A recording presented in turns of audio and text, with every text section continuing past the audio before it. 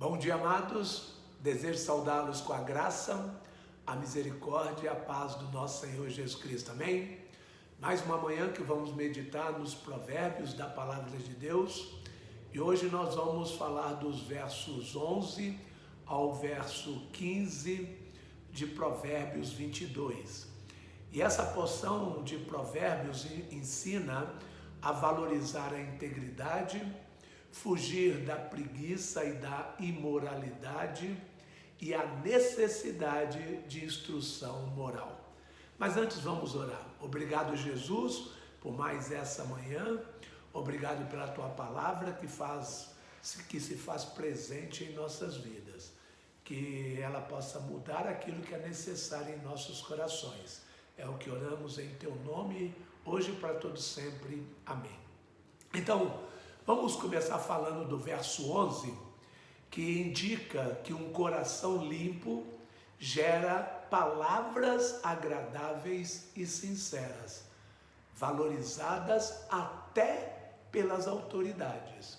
Diz assim o verso 11: quem ama a sinceridade de coração e se expressa com elegância será amigo do rei. Sabe o que é ter gente problemática ao seu lado e ter que administrar situações desnecessárias? Na semana passada, o pastor Christian falou do verso 10, onde Salomão sabia muito bem o que era isso, tratar com pessoas problemáticas. E ele sabia que algumas pessoas nunca são razoáveis e não sendo possível corrigi-las. Por isso que ele diz que em situações como essas, a expulsão da convivência com os outros é a solução mais necessária, né? E essa não é uma situação ou uma lição de falta de amor, mas de amor para um todo, para o grupo. É claro que nessas situações, quando chega a esse passo de expulsão, não foi o primeiro recurso, mas foi trabalhada, foi feita todas as providências ou todas as ações necessárias. Mas quando todos os outros passos já foram esgotados, tendo insucesso, né? Chegando ao ponto de expulsar para longe o zombador, tudo isso tem como propósito cessar a contenda e insultos. É interessante quando a gente viu isso, e a gente agora vê no verso 11 o contraste.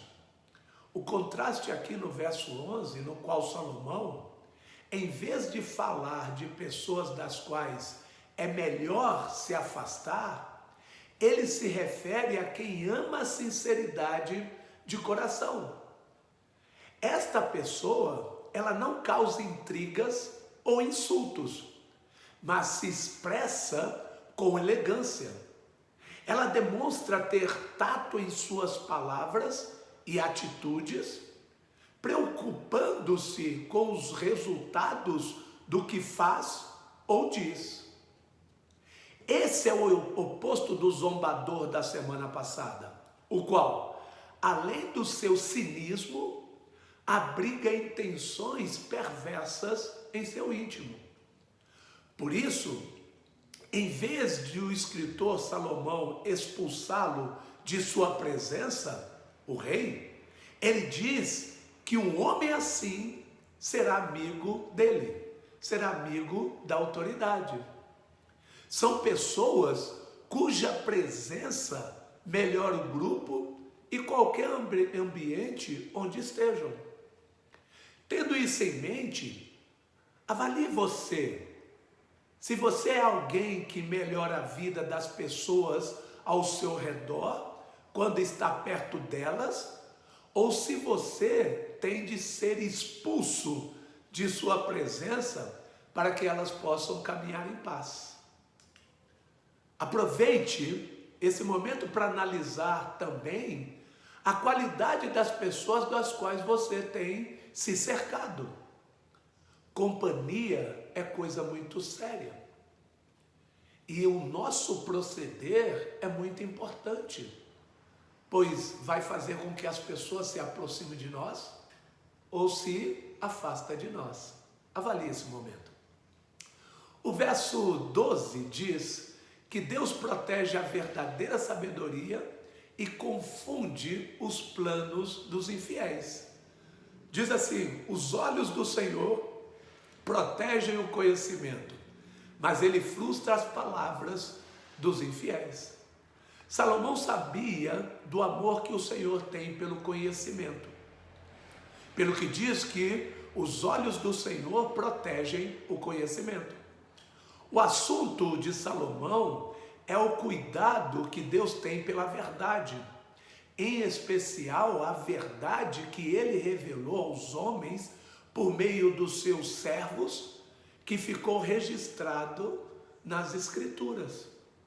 São essas verdades que podem transformar o mais simples dos homens em um sábio, desde que ele aprenda do Senhor e o obedeça, valorizando o que o Senhor valoriza e honrando aquilo que o Senhor honra.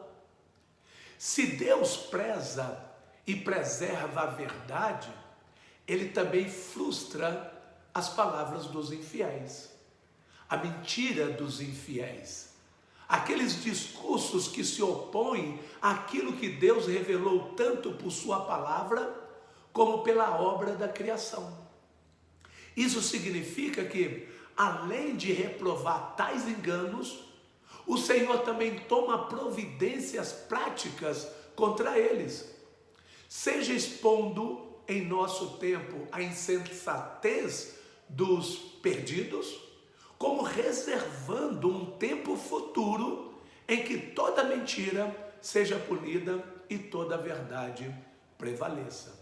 Sendo assim, a responsabilidade humana é valorizar e buscar as verdades de Deus, rejeitando a mentira e os enganos desse mundo. Ao mesmo tempo, fazer com que suas verdades, especialmente as ligadas ao Senhor Jesus, cheguem aos perdidos para que eles creiam e sejam salvos.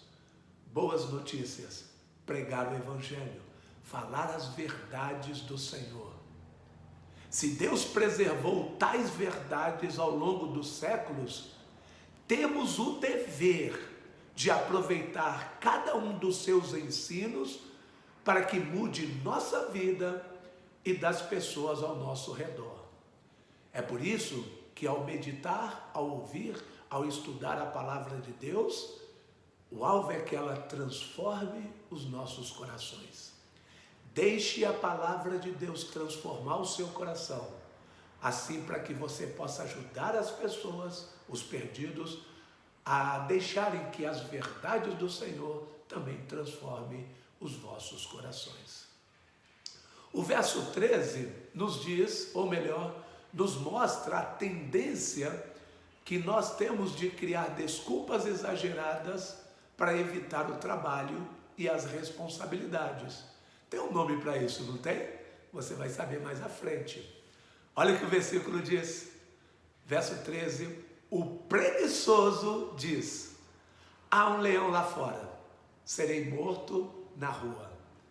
Tendo em vista o contexto urbano em que o ensino foi dado, é improvável que o escritor tivesse em mente alguém no meio da savana ou da floresta correndo risco de ser atacado por um felino desse porte, um leão.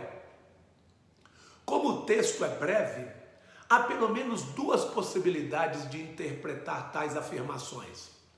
A primeira é que o preguiçoso considera o trabalho como um inimigo que pode destruí-lo. Seu medo pelo trabalho é tão grande como o de encontrar uma fera solta na rua que o possa matar. Por isso, foge dele e o evita com todas as forças do seu ser. No final das contas, o leão que ataca o preguiçoso é a própria preguiça. A segunda possibilidade de interpretação, um pouco mais provável que a anterior, são as desculpas que o preguiçoso usa para que ele possa evitar responsabilidades.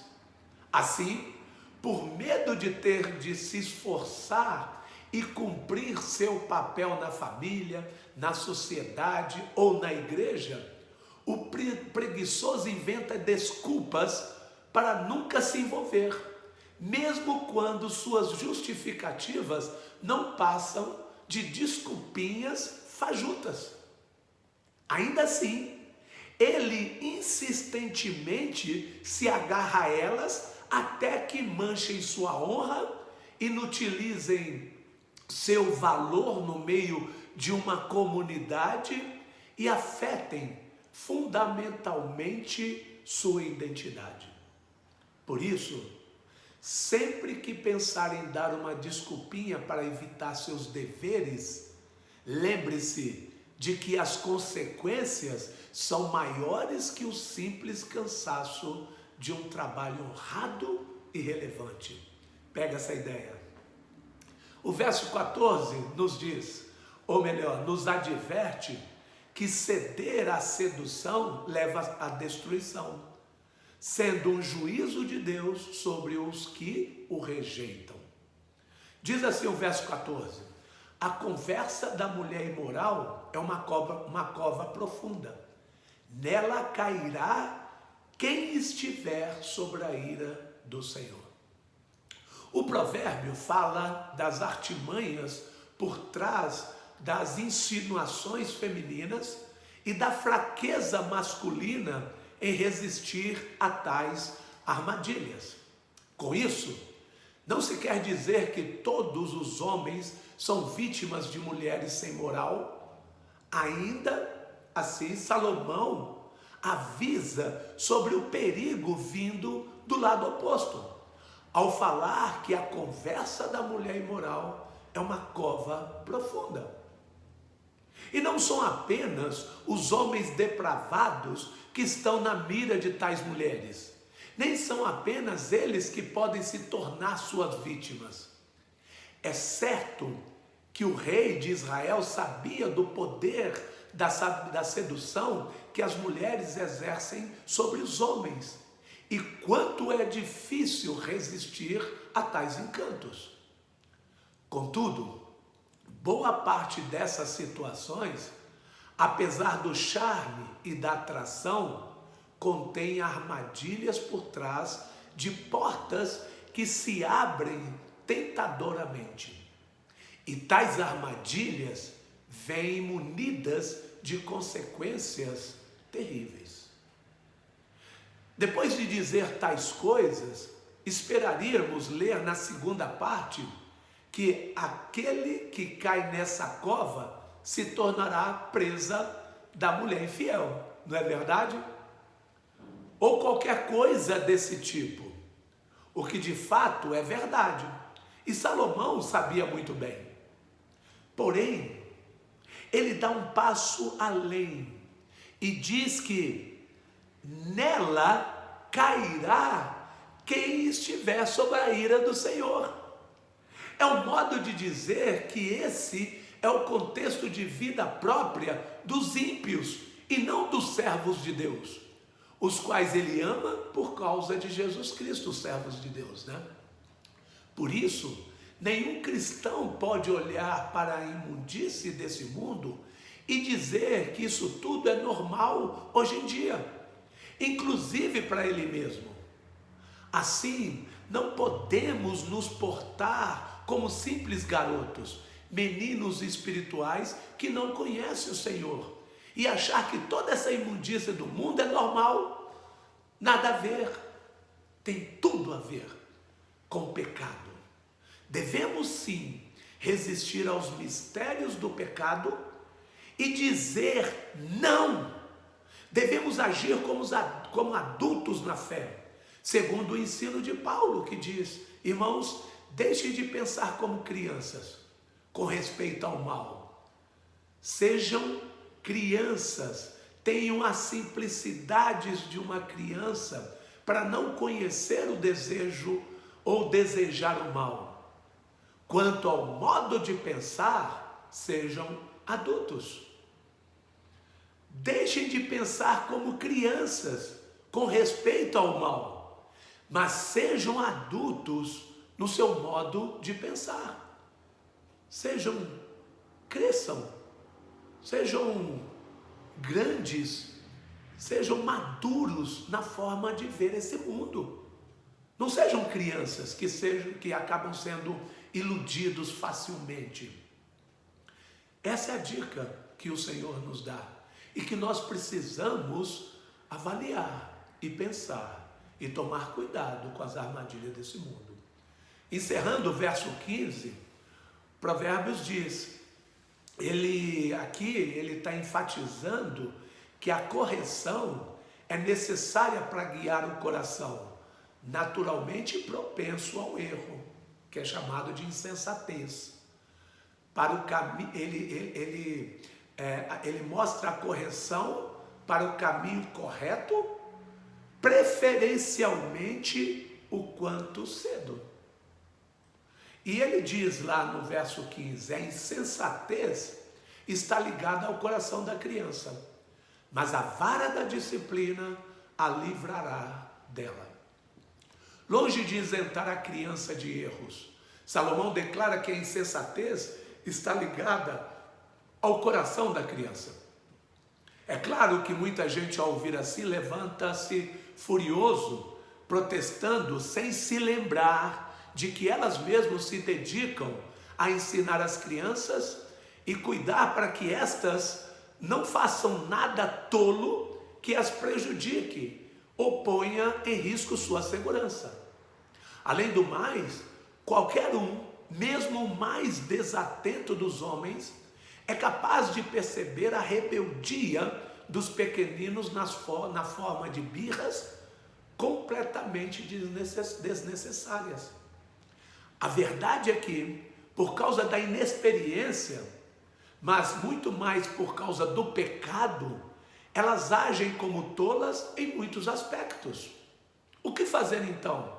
Deixar que elas se destruam, que se machuquem, que façam coisas que as farão sofrer no presente e no futuro, que desenvolvam um caráter corrompido?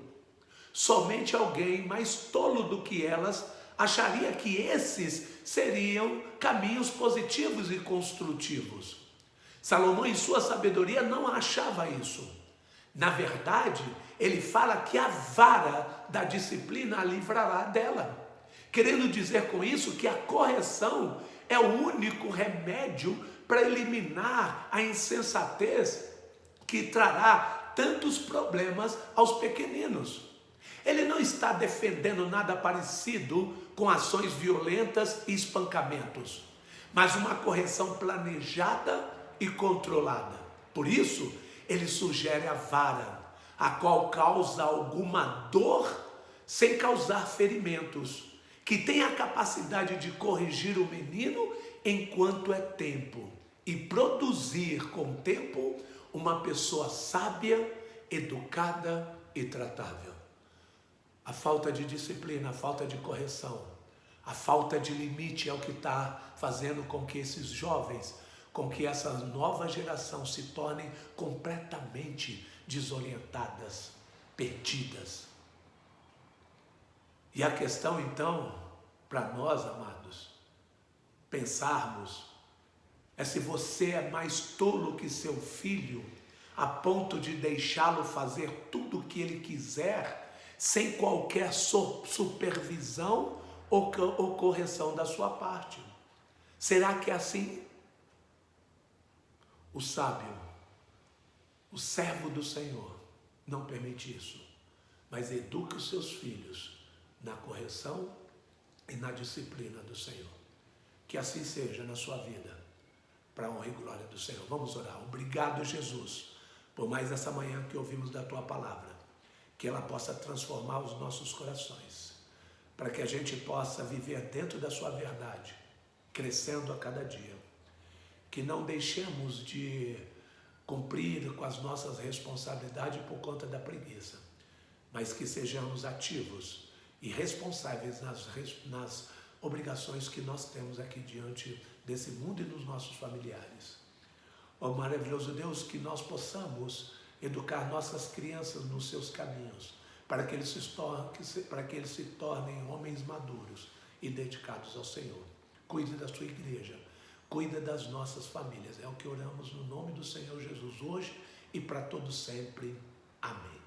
Que Deus abençoe os amados e nós nos vemos no final de semana.